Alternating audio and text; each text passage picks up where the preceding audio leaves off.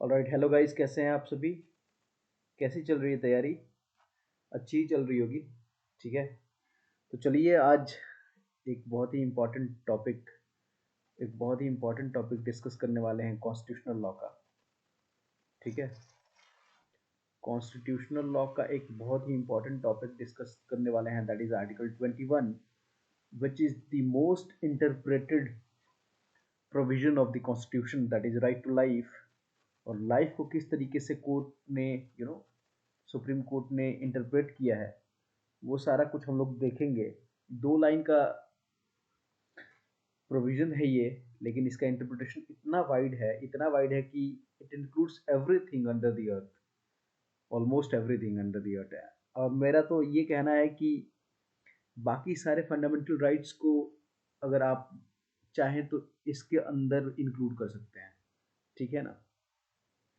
तो चलिए, मैंने आपके लिए नोट्स भी प्रिपेयर किया है पहले से ही, और उसी को हम डिस्कस करेंगे।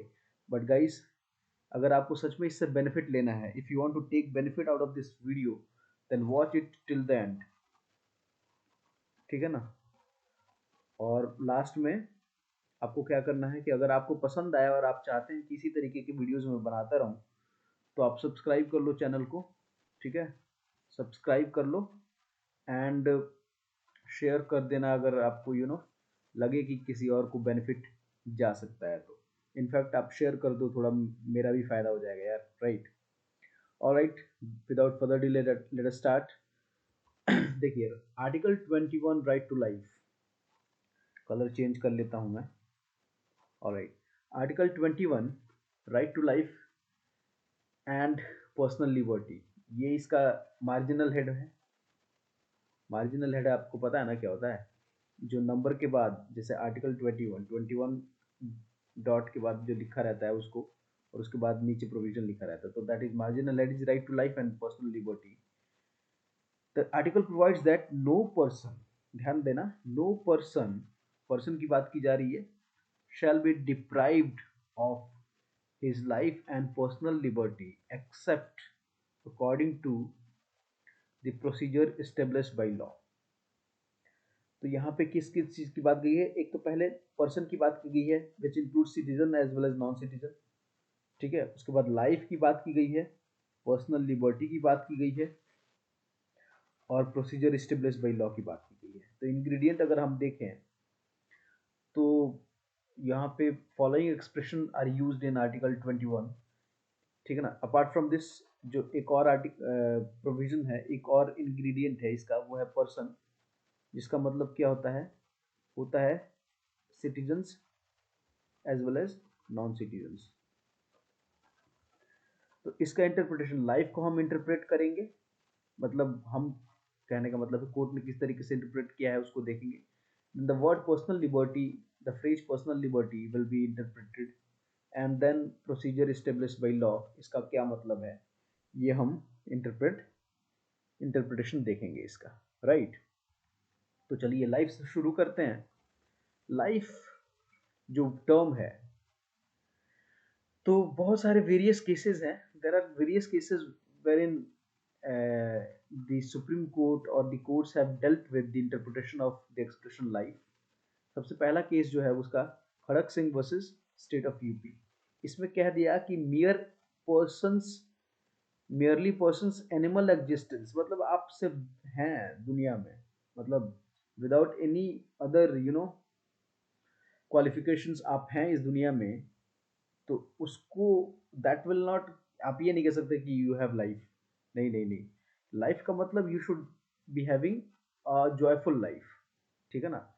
स्ट्रेसफुल लाइफ नहीं। स्ट्रेसफुल मतलब आप खुद से क्रिएट करें स्ट्रेस, वो अलग बात है, बट स्टेट या कोई और पर्सन आप स्ट्रेस ना क्रिएट करें, that is what is life. यहाँ पे merely animal existence is not a life, it includes position of all his organs. अब देखिए इसमें क्या हुआ कि मान लो कि कोई कस्टडी में जाता है, तो वहां पे उसको टॉर्चर किया जाता है, तो उसके ऑर्गन्स यू नो क्या होते हैं, डिफॉर्म हो जाते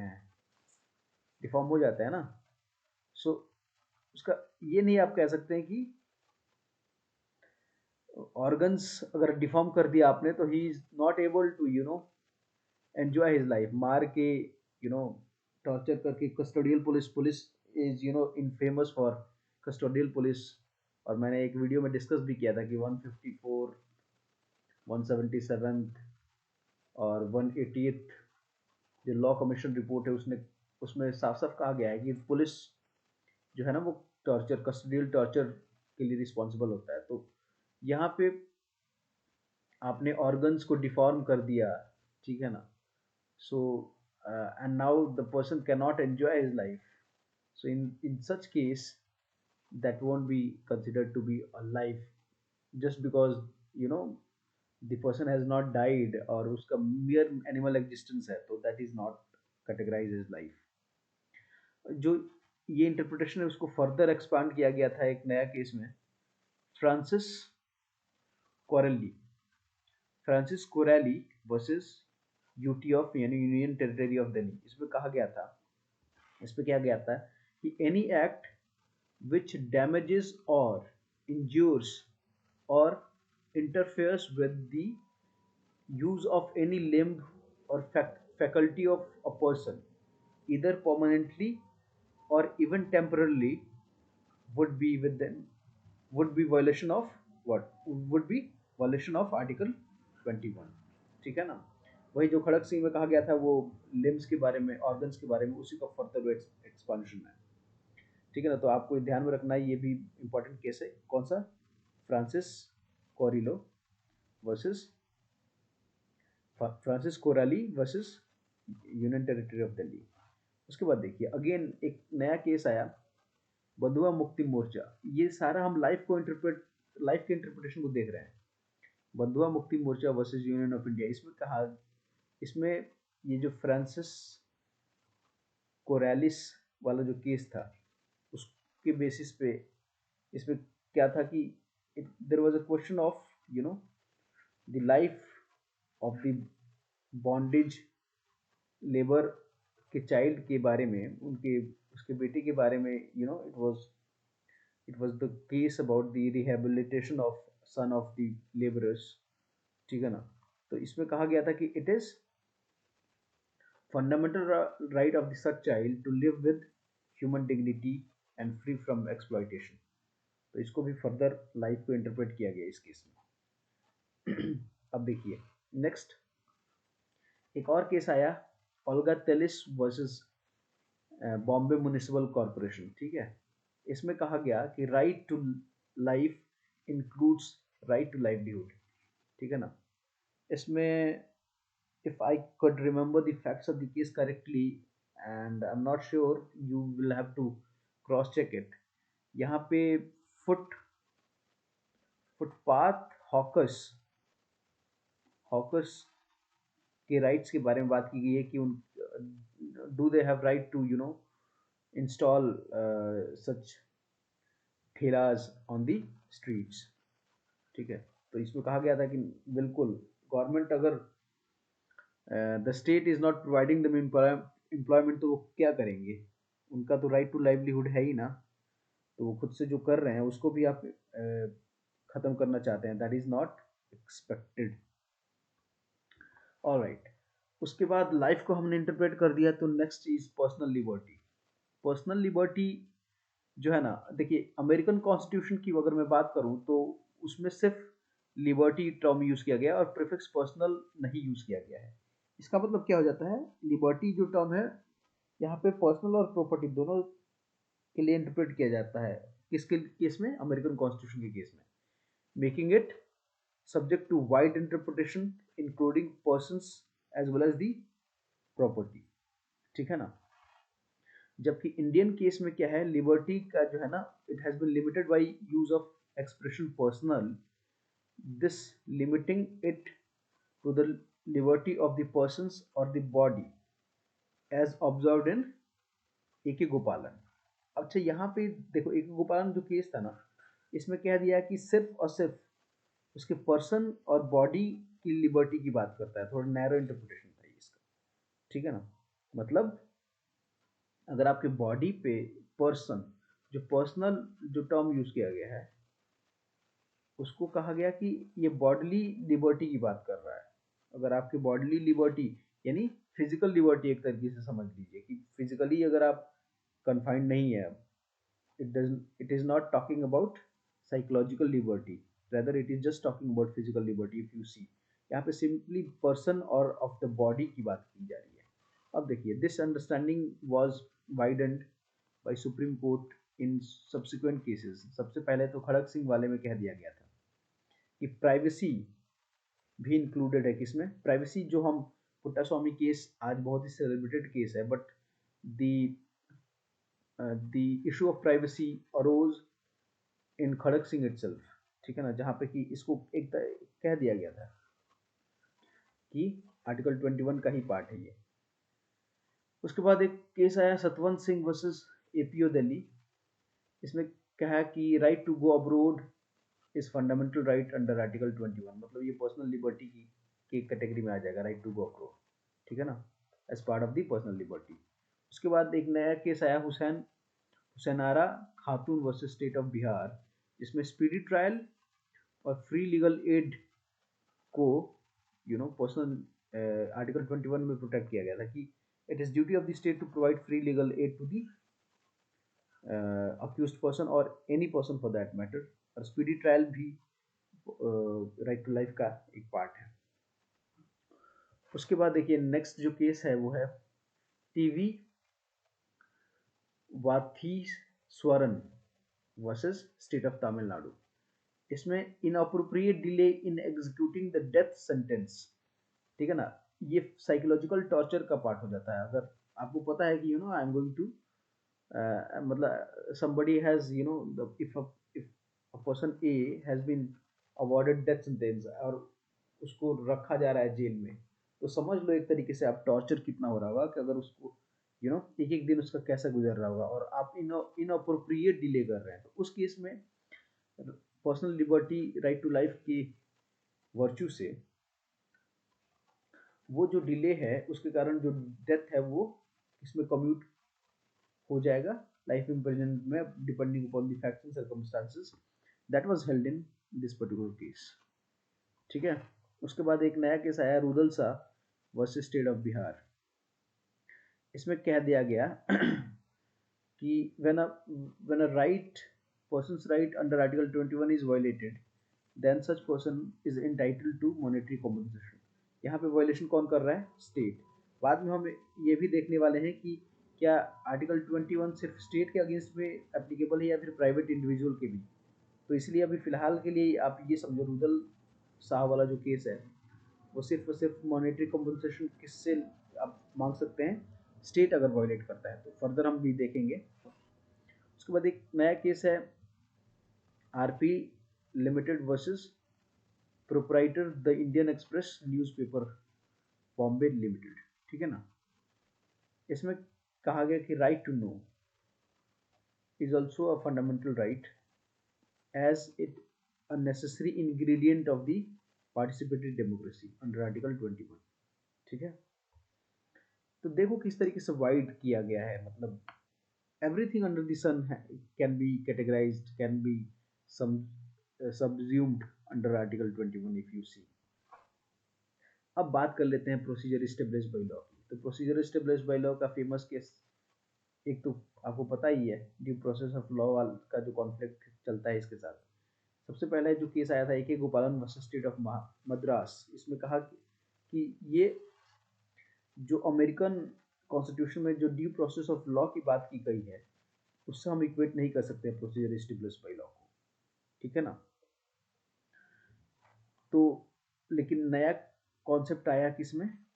Maneka Gandhi versus Union of India, जहाँ पे कहा गया कि procedure established by law is due process of law. Reason जो इसमें दिया गया वो है ईपी रोयप्पा वाला case, EP Royappa versus state of Tamil Nadu, जहाँ पे कि कहा गया था कि कोई भी लॉ जो है ना वो आर्बिट्ररी और अनरीजनेबल नहीं होना चाहिए, चाहे वो प्रोसीजरल लॉ हो या सब्सटेंटिव लॉ. इसलिए यहाँ पे ड्यू प्रोसेस का मतलब ही होता है कि the law has to be due, has to confer to the constitutional morality, constitutionalism. ठीक है ना. इसलिए the procedure established by law में भी प्रोसीजर इस्टेब्लिश्ड बाय लॉ में भी जो लॉ है ना, यहाँ पे ये law fair and reasonable law होना चाहिए, ठीक है ना, वही प्रोसीजर वैलिड होगा। Otherwise the supreme court has right to struck down such procedure as well, and that was rightly held in this particular case Maneka Gandhi में, जिसमें पासपोर्ट का एक केस था जिसमें कि यू नो अलाउ नहीं किया जा रहा था, तो then the procedure established by that particular act was struck down. It was not actually struck down, rather इसमें ये कहा गया था कि प्रोसीजर जो है उसको फॉलो नहीं किया गया, राइट। उसके बाद this was procedural win over, कहने का मतलब है कि मेनका गांधी में देखो, जो ये ड्यू प्रोसेस ऑफ लॉ वाला जो डिबेट है वो आज से नहीं चल रहा है, वो कॉन्स्टिट्यूएंट असेंबली से ही चल रहा था, ठीक है ना। कॉन्स्टिट्यूंट असेंबली में वोटिंग के दौरान तो प्रोसीजर एस्टेब्लिश बाय लॉ को रिटेन कर दिया गया, but doctor Ambedkar while you know who was the chairperson of the drafting committee, उन्होंने भी he was also not very happy with the word procedure established by law, but still उन्होंने कोई निर्णायक decision, निर्णायक स्टेटमेंट नहीं दिया था, डिसीजनल स्टेटमेंट। लेकिन जो डिबेट कॉन्स्टिट्यूएंट असेंबली में शुरू हुआ था वो फाइनली कहाँ पे खत्म हुआ, मेनका गांधी में। तो कह दिया कि प्रोसीजर स्टेब्लिश बाय लॉ में जो प्रोसीजर है वो ड्यू प्रोसेस है, और it is actually procedure establish by due law, या फिर due procedure establish by law, इस तरीके से इसको पढ़ा जाना चाहिए। उसके बाद apart from the procedure establish by law, procedural due process of law, it also talked about the substantive due process of law. A law which is due, meaning thereby that the law shall be just, fair and reasonable. ये वही EP रोएपा से आप इसको connect करिए, ठीक है, EP रोएपा से आप कनेक्ट कर सकते हैं इसको, ऑलराइट। तो इस तरीके से मिट्ठू सिंह में versus state of Punjab was a case wherein section 303 of IPC which provided that कि अगर कोई लाइफ कन्विक्ट है, उसने कोई मर्डर कर दिया तो उसको डेथ सेंटेंस ही मिलेगा, मैंडेटरी था वो, किसी फैक्ट्स एंड सर्कमस्टांसेस को नहीं देखा जाएगा, बस उसका मैंडेटरी था। It was struck down, it was said to be arbitrary. दो केसेस हैं, मेनका गांधी में प्रोसीजरल लॉ की बात, ड्यू प्रोसीजरल लॉ की बात की गई, और Mittu Singh establish the due substantive law, ये आपको याद रखना है, ठीक है। अब एक बात आती है कि violation of article 21 by a private person, इस केस में क्या होगा, क्या इस केस में will it be applicable against the private person as well. तो एक केस हुआ सबसे पहले, विद्या वर्मा वर्सेस शिव नारायण वर्मा, जिसमें कहा गया कि ये प्राइवेट पर्सन के लिए एप्लीकेबल नहीं होगा, ठीक है ना। But this view was diluted subsequently, क्योंकि एमसी मेहता में क्या दिया कि अगर आप लैंग्वेज पढ़ें आर्टिकल 21 का, तो उसमें ऐसा कहीं नहीं लिखा हुआ है कि इसके एप्लीकेबिलिटी को रिस्ट्रिक्ट करता है in the case of private person, right. और उसी तरीके से बोधिसत्व गौतम वर्सेस सुब सुब्रन, ये क्या है, सुब्रचक सुब्रत चक्रवर्ती, सॉरी चक्रवर्ती, सुब्रत चक्रवर्ती, ऑलराइट।